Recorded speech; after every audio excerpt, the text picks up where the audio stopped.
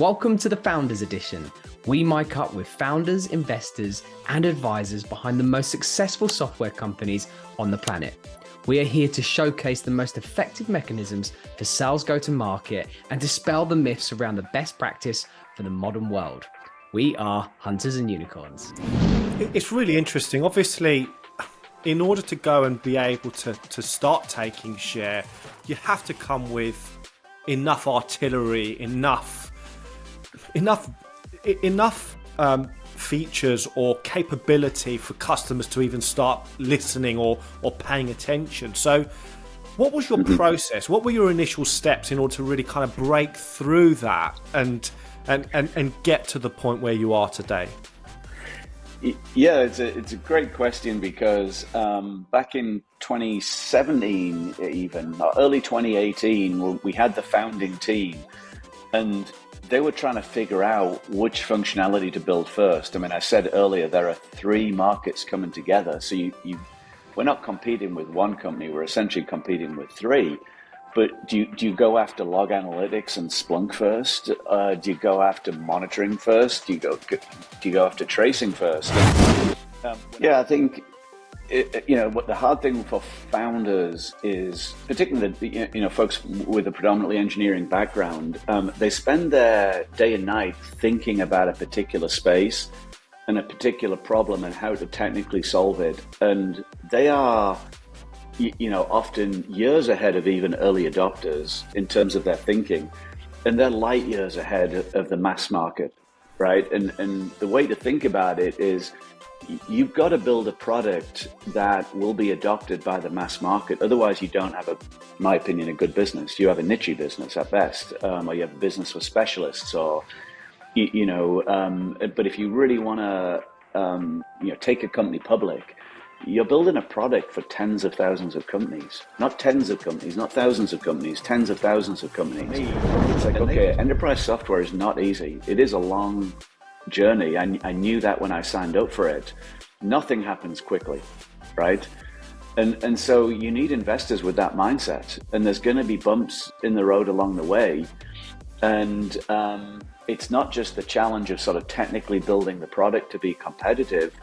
The go-to-market is not trivial either. I mean, we're in a situation now, we're having quite a good year. We're ramping the sales team. We've hired 15 reps this year, right? That's $4.5 million of expense that we brought on board that we'll get nothing for this year. The last thing you want is, once you've made that investment, investors to get cold feet. Yeah, I'm not sure.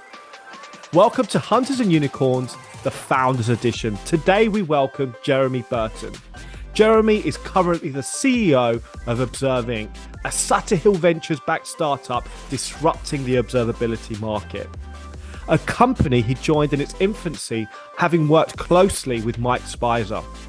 Prior to Observe, Jeremy was on the board of directors at Snowflake, having previously taken executive positions at Symantec, EMC, and Dell, where he was recognized by Forbes as the #1 CMO on the planet. In this episode, we discuss how to get to customers before your product is ready, getting to product market fit in a crowded market, making your first marketing hire and the relationship between sales and marketing, the technology versus value conundrum, and the reality of the founder's grind from an experienced campaigner. This is his playbook. And it's an absolute pleasure to be joined by Jeremy Burton. Jeremy, welcome to the show. Thank you, guys. Great to be on.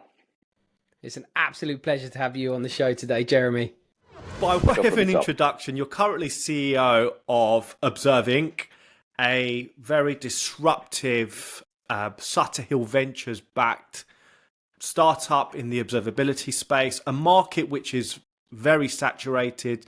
There are lots of established players, and yet you have real ambitions to go and disrupt this established market. And that's really where we want to start the conversation today is, as a startup, really trying to compete. What's the reality of that? And what has your experience been in that effort to really kind of dislodge a very established market in this way? Yeah, there's a lot to that one. I think the good thing about a market with a lot of competitors is that it's already an established market with a lot of money being spent today.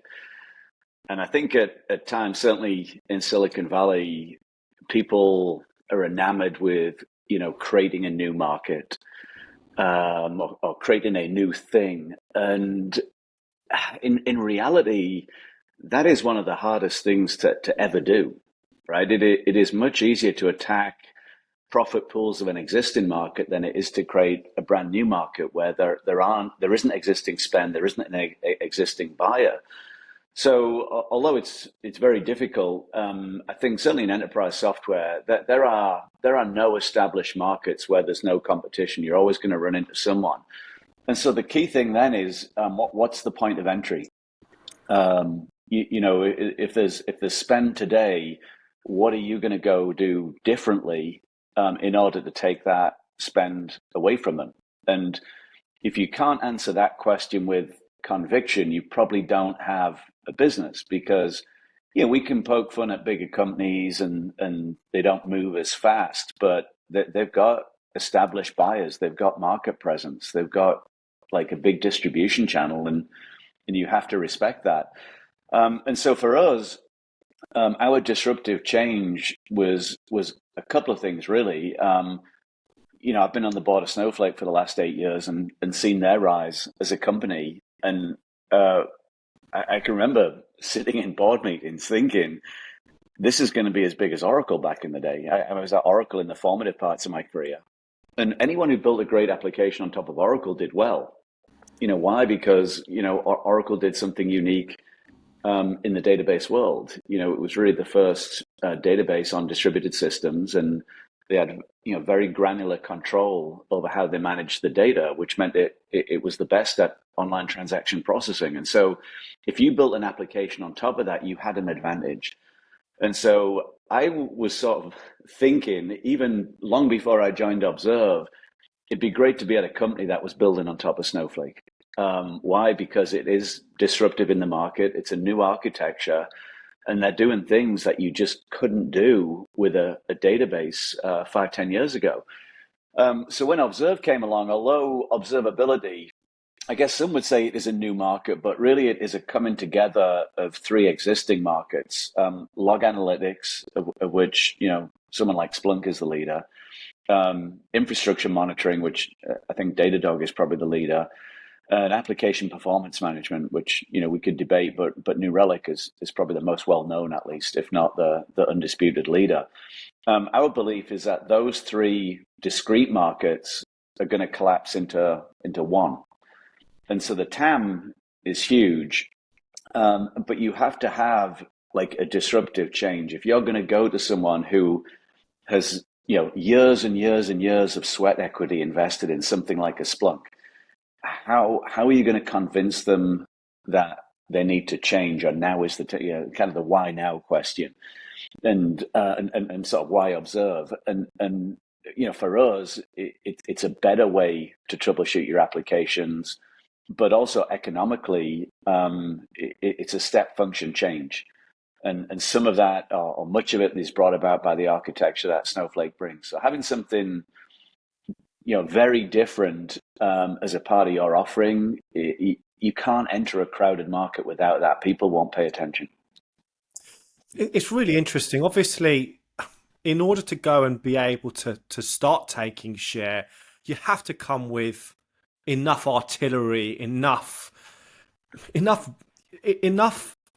features or capability for customers to even start listening or paying attention. So what was your process? What were your initial steps in order to really kind of break through that and get to the point where you are today? Yeah, it's a great question, because back in 2017, even or early 2018, we had the founding team, and they were trying to figure out which functionality to build first. I mean, I said earlier there are three markets coming together, so we're not competing with one company, we're essentially competing with three. But do you go after log analytics and Splunk first? Do you go after monitoring first? Do you go after tracing first? And when I first arrived, the team, they were sort of barreling down this path of distributed tracing, building first like a next generation APM tool for want of a better description. And I was like, interesting. And the founders, that they're all super smart engineers, right? And I can't argue technically with them about the relative merits of going down APM versus log analytics. And Google were building this new thing called open tracing, and it was going to be the next big thing, and we should go do that. And so my value add when I came in the door was, well, that all sounds great.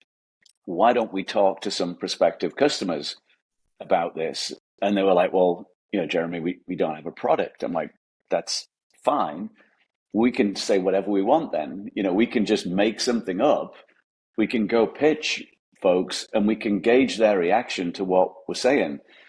And this is where I've been in and out of marketing over the years. This is where some of that comes into useful. In enterprise software, you become very good at making news out of things that don't exist. And so it's like the perfect training for an early stage startup. It's like, we don't have anything. Okay, we need a pitch. Okay, let's make up a pitch. And anyway, we did about 50 customer calls, 50 people who might be interested in something we didn't have.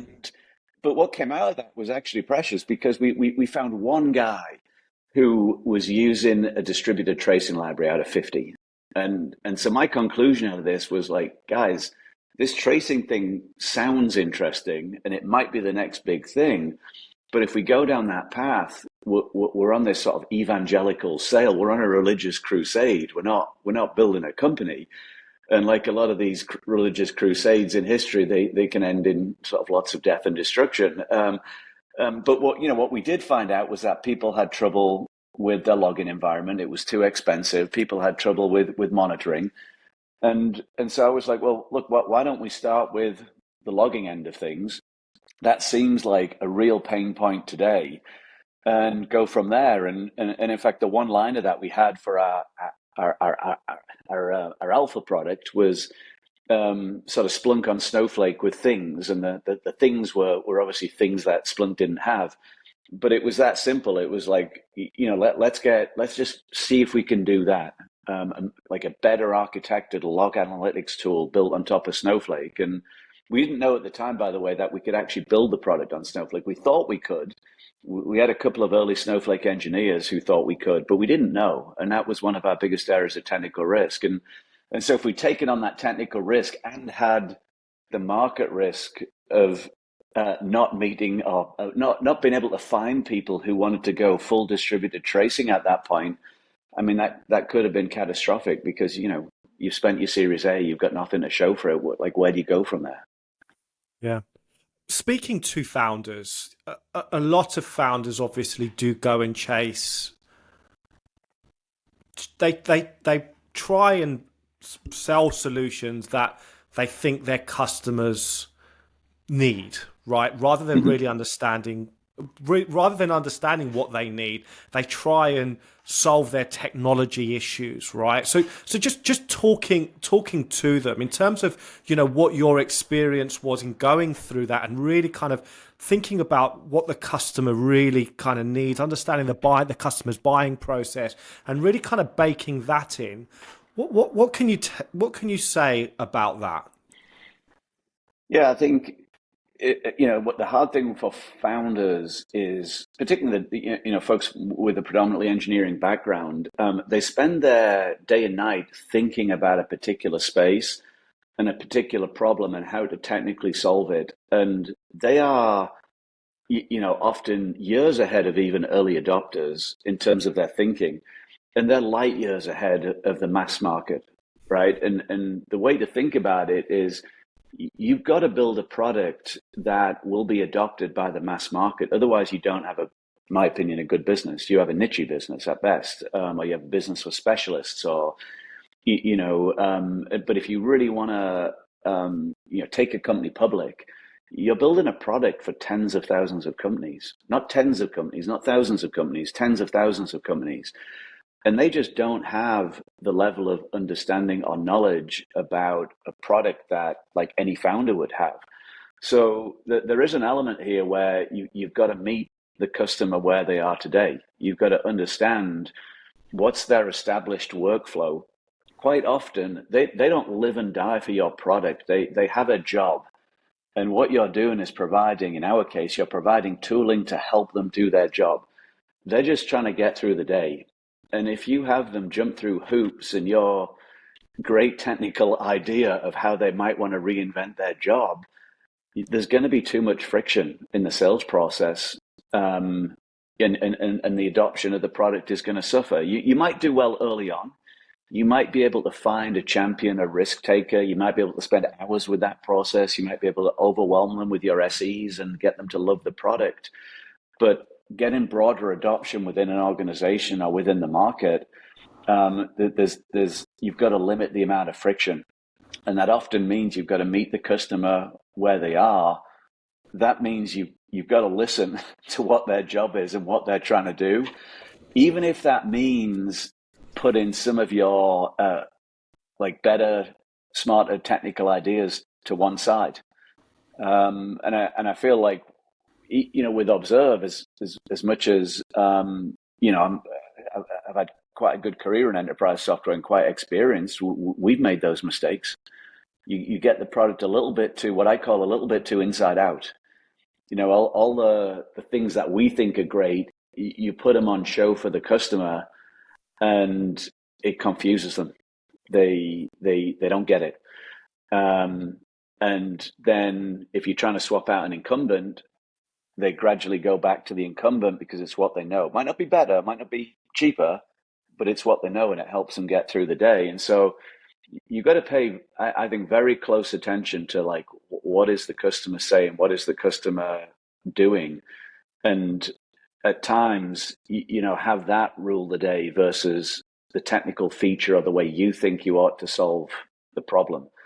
You need the disruptive change. You need to have a core differentiator, but even that's not enough, right? If you're to get sales productivity where you want it to be, you need less friction in the sales process. That's removing objections in front of the customer. Do you think you find yourself in a bit of a unique position, working with the Sutter Hill, way against conventional, venture capitalists and working with early stage first time founders, where you can be a lot more subjective, and probably less attached to the product and more into what the mission is? Yeah, I think look, quality investors is always an advantage. There's I like many do laugh at many of the VCs that you see online and their great advice. But I think with Sutter, and particularly for me, I mean, I have quite a history with Mike Speiser, and I know he understands enterprise software. I know he's a long-term guy, right? He's playing for the big win. He's not playing for singles. And for me, it's like, okay, enterprise software is not easy. It is a long journey. I knew that when I signed up for it. Nothing happens quickly, right? And so you need investors with that mindset. And there's going to be bumps in the road along the way. And it's not just the challenge of sort of technically building the product to be competitive. The go-to-market is not trivial either. I mean, we're in a situation now, we're having quite a good year. We're ramping the sales team. We've hired 15 reps this year, right? That's $4.5 million of expense that we brought on board that we'll get nothing for this year. The last thing you want is, once you've made that investment, investors to get cold feet. I'm not sure, second guess you. I think it's already very, very difficult as not just a CEO of a small company like a CM Keith, our CRO.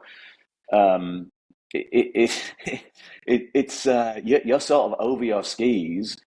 We're having a good year. We've got work to do in the product. We think we can get the work on the product done to meet the ramp of the sales team, but it's pretty high stakes. You've got to get all of these things right in order to be successful. And investors that are skittish and want to try and turn the bus sort of mid corner, they don't help, right? And most of them haven't run a business in years.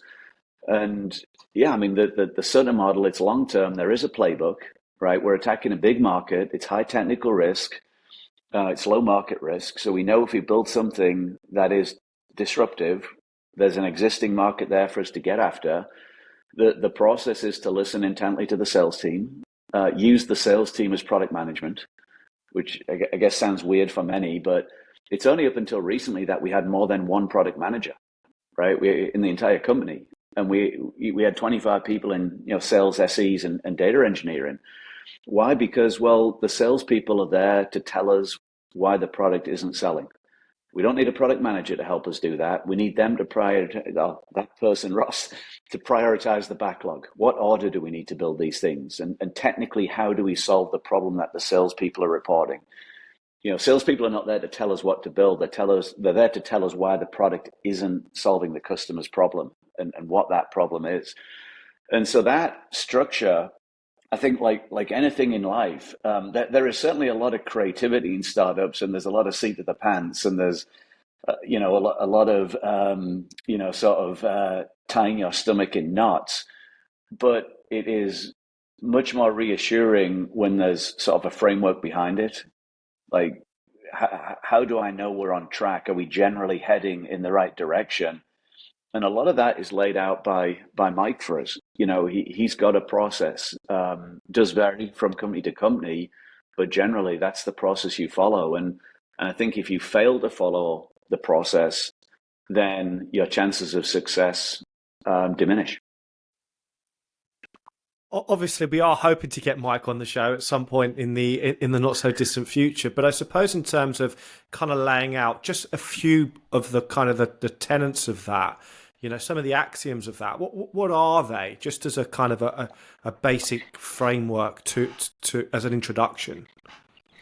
Yeah, I mean, I think first thing is attack a big existing market. You want big profit pools to attack. You may have the best product in the world, but if it's in a tiny market, it doesn't matter. At best, you're going to get acquired for a few $100 million. You're a feature, not a company, right? And it's sort of brutal to say, but I don't believe that it's less work to work at a company that attacks a small market versus a big one. I think it's the same amount of work, regardless. And so if you're going to spend your time working on something, work for a big prize, not a small one. And so that I think is fundamental. So low market risk. If we build something, it's not a religious crusade. We don't need to preach our religion. Come to the church of Observe, right? There are people already going to this church, right? And so it's like, okay, great. And then high technical risk. If anyone can build it, you don't have a moat, right? You've got no defenses. If anyone can build it, all they've got to do is the next guys have got to do is build it and hire a sales team, and boom, I guess there's no differentiation there. So the high technical risk means that you're going to solve the problem in a unique way. You're going to solve it in a different way that nobody else has solved it in before, and those two together are pretty magical because you've got huge market, you've got a new way of solving the problem. That makes it more productive, lower cost, for those very buyers. And then so now you've got the idea going. When you get your first, or you're close to your initial product, I think me and Mike went back and forward on this for a while. He was like, hire a CRO. You need a CRO. And I was like, we don't have much of a product. He's like, doesn't matter. Like, you need to try and sell it. And I think often early on founders are like, okay, I know a guy who'll give this a road test and tell us what's wrong. No, like friends and family, they don't really test the product out. Like, you need someone who's paying money. And I do think one of the great skills of any salesperson is to extract money from a prospect. And once someone's paid for the product, they're in a completely different frame of mind. They expect something. And so if what they got doesn't match their expectation, which inevitably it won't, you're going to get feedback, right? They're going to tell you how bad the product is or what it's missing. And that's the precious information.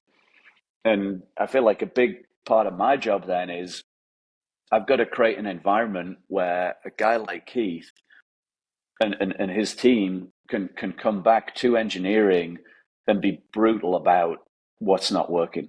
Like, what problem are we missing? It could be anything from how we're talking about the product to what the product does to what we're missing. But how do you have an environment where he can be very, very open with what the feedback is? And engineering's response is not, sell around it or, I've heard of all of them over the years. But okay, let's try and really understand what the sales team are saying. Let's translate that into maybe features that we would need to solve those problems, and then let's prioritize that backlog. And then, oh, by the way, we're going to validate with the sales team, hey, if we build this, these are the kind of things that you think are going to be acceptable, right? And that collaboration between engineering and sales, I mean, it's sort of often said, but rarely done well. I feel like that is the job of the CEO. Right. I mean, you have to create an environment where it's acceptable to sort of call the baby ugly. And then, for the salesperson's part, it's like, okay, give you feedback, but we're on the same team, right? These are not fatal problems. And it's software. We can fix anything. So there's got to be an environment where the feedback is very, very honest. It's acted on quickly. Because I do think one of the differentiators you have as a startup is you can move much faster than bigger companies, and you can impress the hell out of a customer with that. And by the way, you're asking those early customers to bet on you, and responsiveness is a weapon. But that environment between sales and engineering, I'd say, is absolutely critical. If you don't have that, you can't be successful in enterprise software.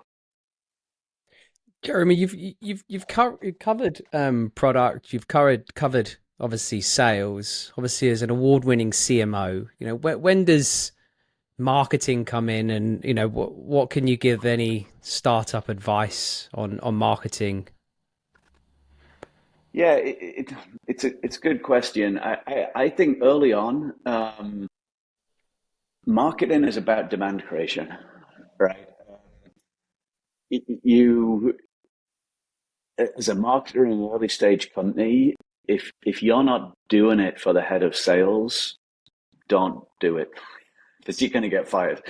And I think I've seen folks hire CMOs early, get into branding and all this crap that you don't need. Like two things which I think are critically important: message, differentiated message, by the way, because that's what your salespeople are taking to the customer. And then demand creation. How do we help the sales team with pipeline generation? You do those two things, you're a genius. And it is that simple. I mean, I've been a CMO 3 times over the years, and we don't have a CMO at Observe. We're 150 people. Why? Because we don't need one.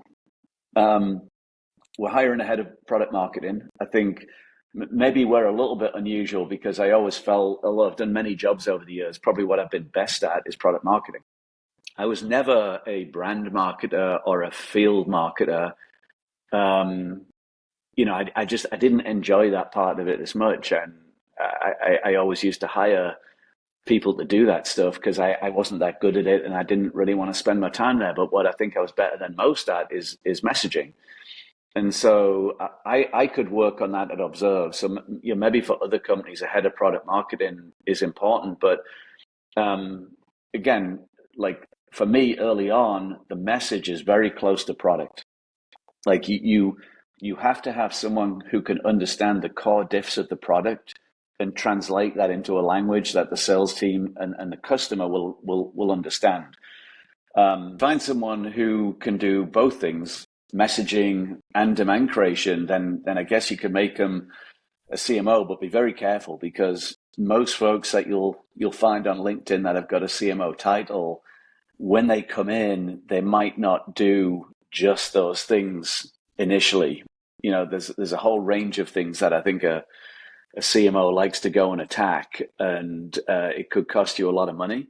And by the way, if you don't have the message right and you start going bigger on demand creation, then you're going to end up wasting a lot of money.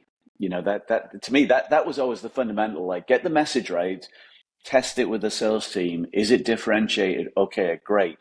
Now you're ready to amplify it. An undifferentiated message, and I've known people who've gone into that CMO role, and when they create the messaging, they'll go to an agency, like a messaging agency, and I'm like, oh my God, so you don't know the message, and now you're talking to some other people who don't. Like, how's that going to end? Because they're just going to tell you what they told the last company. And so I'm all for testing messages, right? But you have to have someone in product marketing or in the company who can understand the differentiation of the product and understand that how that translates to a value proposition in front of the customer. Once you've got that, that's what you amplify. Then you're going to get the meetings. Why? Because you've got something differentiated. So yeah, marketing, it's like, be very careful early on. Messaging and demand creation, the two skills are different. It's rare that you get one person who can do both. I just want to talk a little bit more about that whole kind of value differentiated messaging. Just tell us a little bit about how do you know if you have a differentiated message, and what is a value-driven differentiated message compared to a technical differentiation message? Yeah, I mean, there's features which I view as sort of interesting, but the features are most interesting if you can quantify the difference it's going to make to somebody's everyday job, right? If I can make you twice as productive, is that interesting? Of course it is, right? But okay, so now I've quantified a difference. So quantifiable value proposition is key. How much better is your life going to be with my product? Don't tell me about the features. Tell me what's the benefit of the features.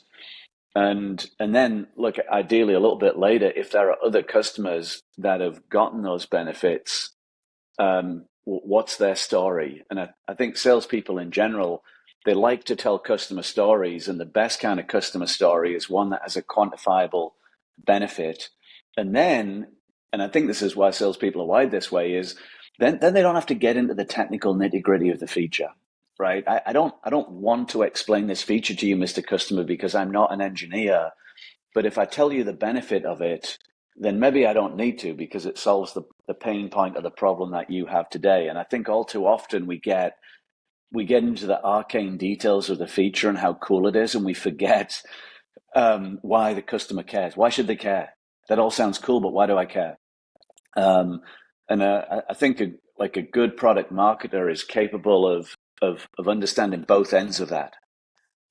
Both I'm not afraid to go to engineering or product management and find out the core diff, understand why or how it maps to pain points that maybe that the salespeople are seeing, and sort of put the two together in an easy to understand way. And I think that is the job. But quantifiable value proposition, it's so much more powerful than endlessly talking about features. Yeah, so it's really interesting that you've kind of alluded to the fact that marketing, the relationship between marketing should be working in tandem with sales.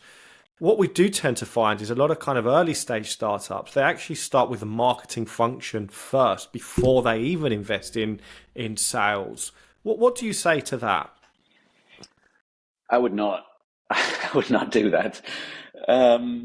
Here's why is, marketing, it is, it's a one-to-many game, meaning you're amplifying something, and you're hoping to reach many people through a single channel, and then create some inbound. And but a lot of those interactions via marketing are impersonal, and I feel like it's harder to get signal. Like, is what I'm saying actually correct. And sort of before you know that what you're saying is correct, you're amplifying it, which to me seems like the wrong way around. If you get a good sales leader, and I'm a big fan of like the player coach model, like Keith, our CRO, he's the CRO, but he sells. Like, there are very few better in the company at selling Observe than Keith. And so he can look at a customer in the eye on a Zoom, and he knows whether the message is working or not, and the signal is immediate.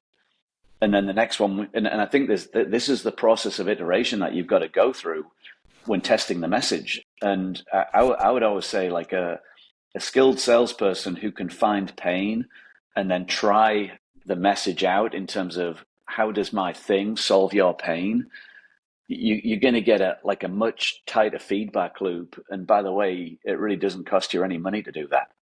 And when you've got it right, when you feel like you've got something, okay, I think that's the time for marketing.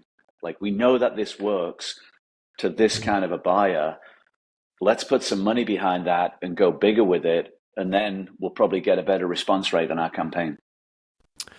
Yes, obviously a lot of founders try and lead with founder-led sales, right? They try and go and get those customers first. They're obviously wanting to get some sort of brand or some sort of pipeline generation going in that instance. What are the best ways, if you are in that situation, what are the best steps that you can take to really go and be able to kind of tackle those first few deals? And what are the first steps in that, in your opinion? Yeah, I mean, it's funny, when I always worked at bigger companies, and I never used to use LinkedIn at all, right?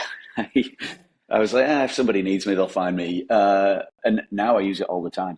And I think your network is precious. And if I have one regret, if you like, many regrets in my career, when you analyze what you did earlier in your career, I think everybody sort of shudders and think, why the hell did I do that? But I think one of the things that is super important is keep in touch with people, build a network. It's never been easier to keep in touch with people.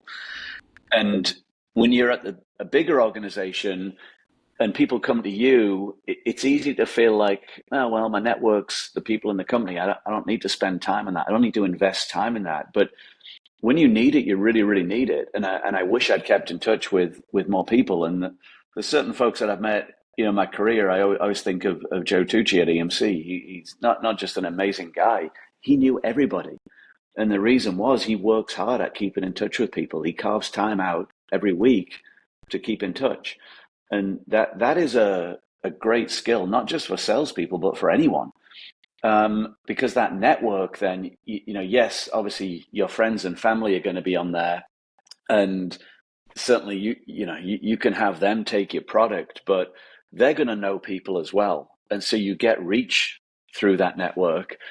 And that's like a warm introduction is still the best way to enter a company and get them interested in something that you're doing. And, so I would say, that early founder-led sales, go through the people you know.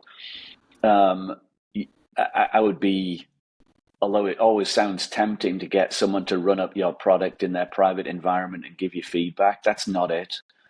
You've got to be able to sell, and if it's someone that they'll give you probably good feedback on what you're saying. They'll probably be, honest if it's hitting the mark or not. Which, when you reach it like a general prospect, that they're not maybe going to give you feedback on the message. They're just going to not call you back. So yeah, I'd say use your network. I think LinkedIn is a wonderful tool. I use it all the time. I've never begged so much in my life, and it is the tool of choice for begging. Jeremy, I think we've talked quite a lot about lots of the challenges and the early stage founders and even yourself experience in bringing a new product to market or disrupting an existing market. And I think we've got to be fairly sympathetic to your typical profile of what is a first time founder, somebody in their mid to early 20s, little to no experience. then you put the pressure of when we talk about venture capitalists and the advice that they're giving. Do you think the system in itself, in its current state, is working, or do you think it's broken? Oh, that's a great question. It works. Look at the value created, right? And it works, right? It does. It's flawed. I mean, and when money supply is free and easy, it's more flawed. Like the last couple 3 years. I mean, look at the valuations we were staring down a couple of years ago. That's the flaw in the system, right? Anybody who's had a decent exit in tech decides they want to be a VC, they invest a bit of money, and in a good market, they might make a bit and convince themselves they're a genius, and then they go put thought leader on their LinkedIn, and that's the end of that. But no, it is flawed, but it works, and I look at, I mean, Mike Speiser at Sutter Hill, right? I feel very privileged to have him as an investor, right? I try not to beg Mike for money too often, but he gives us money. Mike was the guy 20 years ago I was giving a pay rise to, right? He was my head of product management. So, and this is the beautiful thing about the venture community in Silicon Valley and tech in general, which I've been enamored with for the best part of 30 years, which is there's a lot of risk takers. They've benefited from people betting on them, and now they're betting on people like them coming up through the ranks. And so I think it's all too easy to pick at the flaws in the system, of which there are many. But I look at the value that is created by tech companies and look at Silicon Valley and how it reinvents itself, and look at the US's dominance of the tech industry, and most of it is driven out of Silicon Valley. And if there's ever a definition of a working industry, this is it. And it's been that way my entire career. And I do feel like very privileged to be a part of it. And there are very few industries that you can go into today where you can be in the right place at the right time and you can make $1 million. You can make life-changing money. There's very few industries like that. Maybe, I don't know, entertainment business. You could be a prodigy movie star, Macaulay Culkin, or whatever, right? I mean, it does happen in other industries, but in the tech industries, it happens a lot, right? There are a lot of people that have made a lot of money, sometimes maybe despite themselves, but to me, that is the ultimate gauge of whether something is successful. Did it generate a return for investors? And everyone who holds stock in the company essentially is an investor. And the answer, I think, is a resounding yes. So, but yeah, I'm a little bit, maybe because of the gray hairs. I mean, I've sat on quite a few boards. I've seen a lot of VCs in action. That like any walk of life, there are good and there are not so good. And the hard thing, particularly for younger founders, I think, has been discerning about what good looks like, and what advice should I listen to versus what should I not listen to. And I feel like you've got to establish pretty early on general principles, like rationalize all of the noise down to a small set of things that sound like the right thing to do. And tech can be an industry where you sort of get bamboozled with words and cliches, but the basics, I think, are very simple. I think the great founders that I've met over the years, they've got that locked and loaded. There's basic principles that they follow, and they don't deviate too much from that at all. I mean, and as I said earlier, I mean, Mike Speiser, I mean, he's a venture capitalist, but he's founded a lot of companies. The Sutter model really is to found companies and hire founding teams in. And he acts and operates like a founder, and he's got amazing clarity of thought about what the right and wrong approach is. And if you've got that clarity of thought, I think it's much easier to navigate what is a very, often noisy and confusing environment. So my final question to you, Jeremy, today is one of product market fit? I know we've spoken a lot about product, but in general, there's a lot of kind of with so much noise in the industry, with so much ups and downs, and you think about risk, you think about reward, you talk about all of those things. A lot of it does distill down to, product market fit. And I just want to take your view. If you were to summarize product market fit in the most concise way that you can, what would that look like for you? What is product market fit? For me, it's quite simple. I mean, if you can generate 750K of new ACV per rep as the starting point, and the following year you can see a path to getting that up to 8-9 million, I think you've got the market fit. You can have early on you can have a good quarter and hit the let's say 250K per rep or 200, whatever, somewhere between 200 and 250K. You can do that in an individual quarter, but you won't do it 2 or 3 quarters in a row.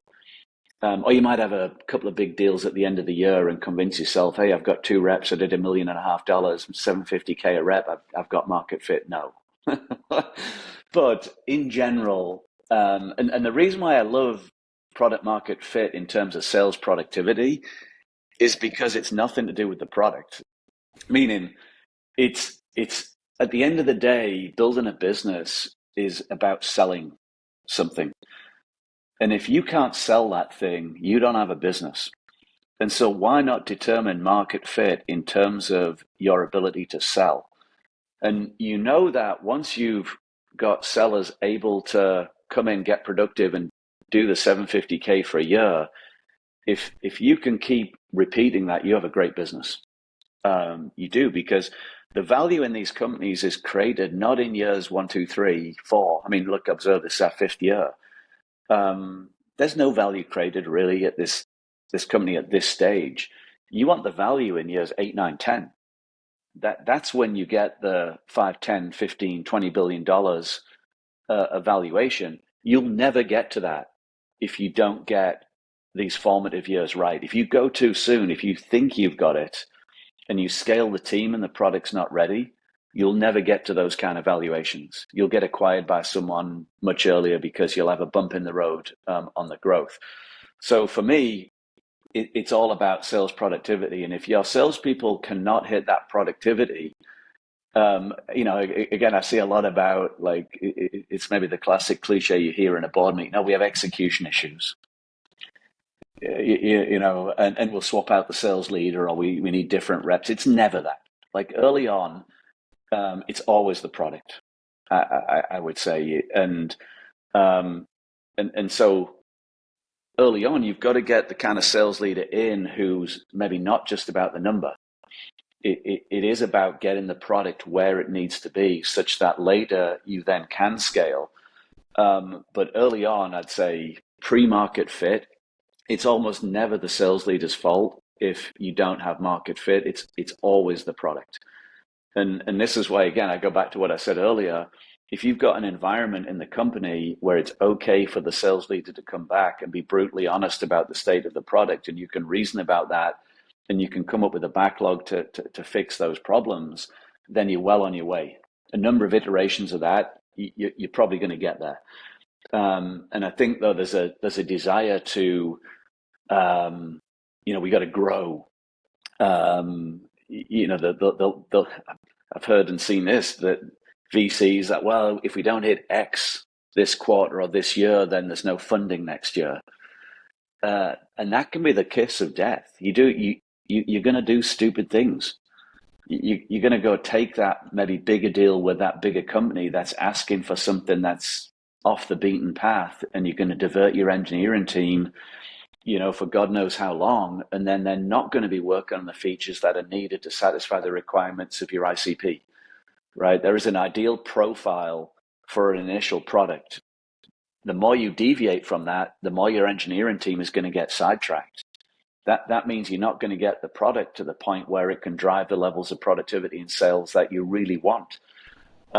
So market fit, again, everyone seems to have their own definition. I mean, I feel like, yes, of course, you want your early customers to love the product.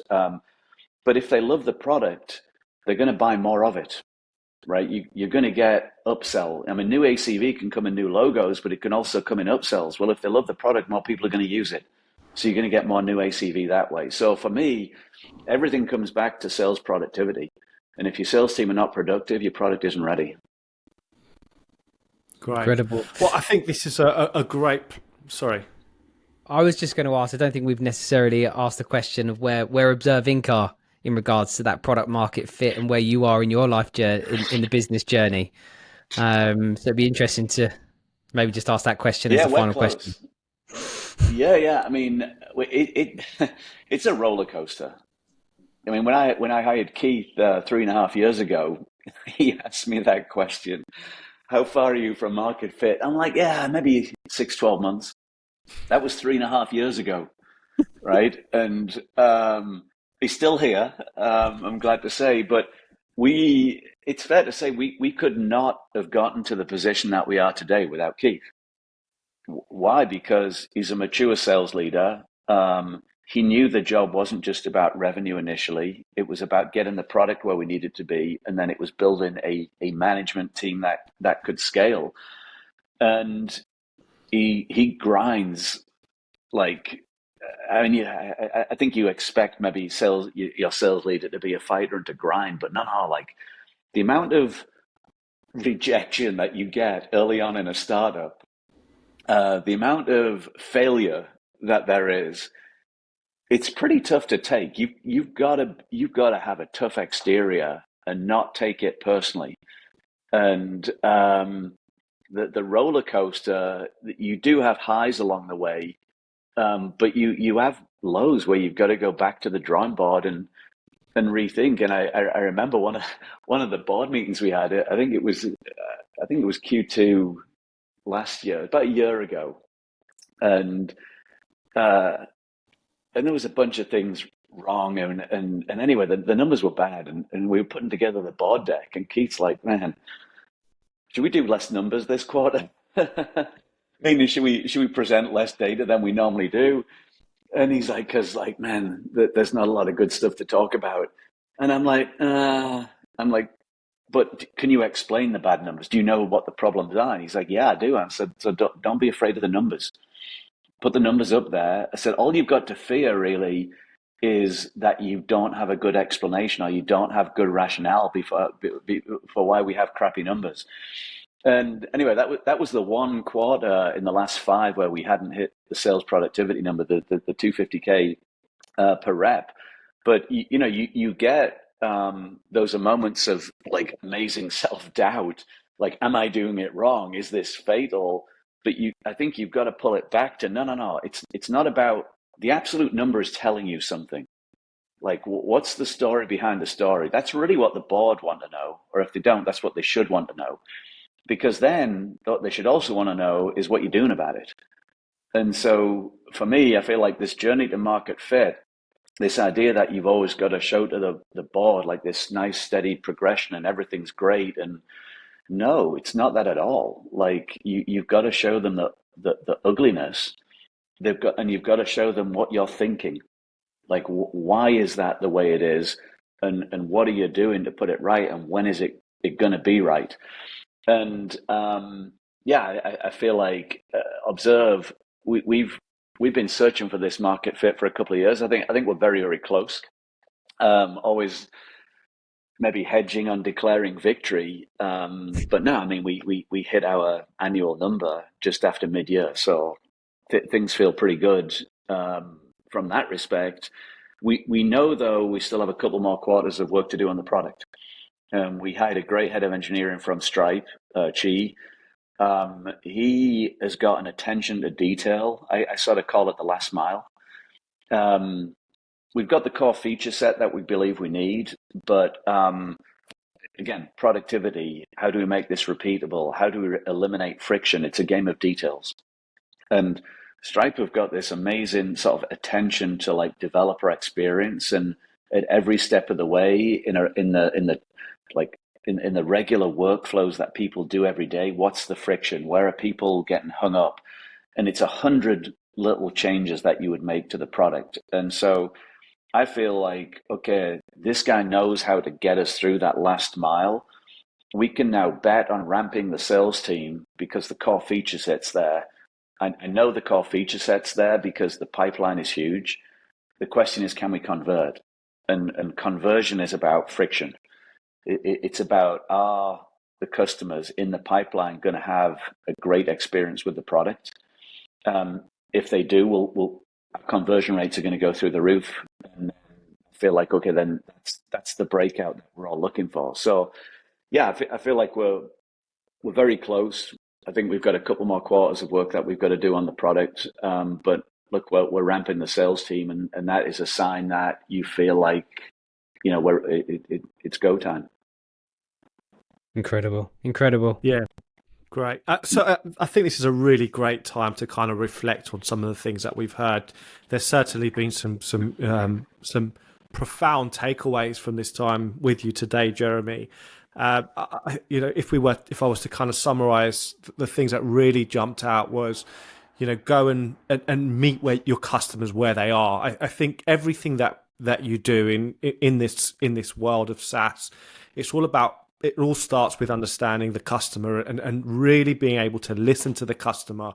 And whether you're developing the product or whether you're using your sales organization to really give you that feedback, it's essential that you're able to create these continuous feedback loops in a very, very kind of open, transparent, and mission-driven way, which allows you to really kind of navigate and calibrate your way through to that kind of product market fit state.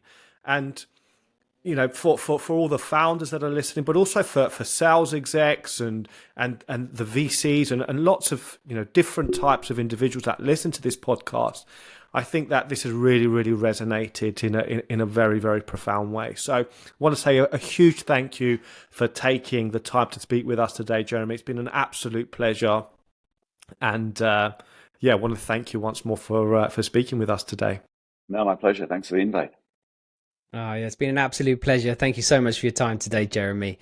So to all our listeners, if you've enjoyed the show, please do subscribe to our various channels, iTunes, Spotify, and YouTube. All the links are in the description below. We look forward to welcoming you back for another session soon. Thank you.